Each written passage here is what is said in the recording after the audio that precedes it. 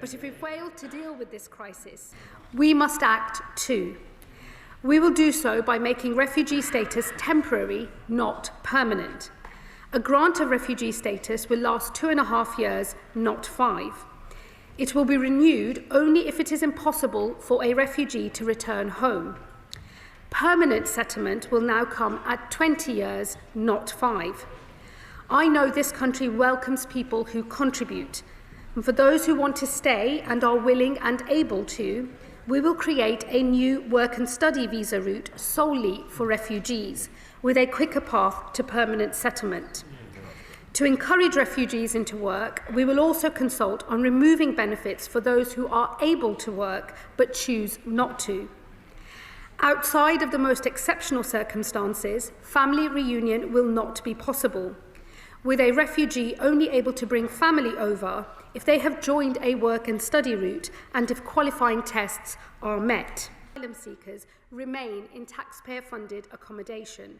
We have already announced that we will empty asylum hotels by the end of the Parliament, and we are exploring a number of large military sites as an alternative. We will now also remove the 2005 legislation that created a duty to support asylum seekers, reverting to a legal power to do so instead. So those with income or assets will have to contribute to the cost of their stay.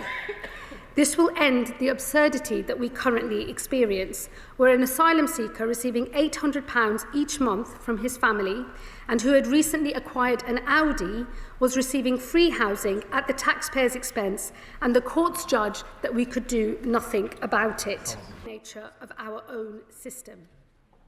In March of this year, we must also enforce our rules and remove those who have no right to be here. This will mean restarting removals to countries where they have been paused. In recent months, we have begun voluntary removal of failed asylum seekers to Syria once again.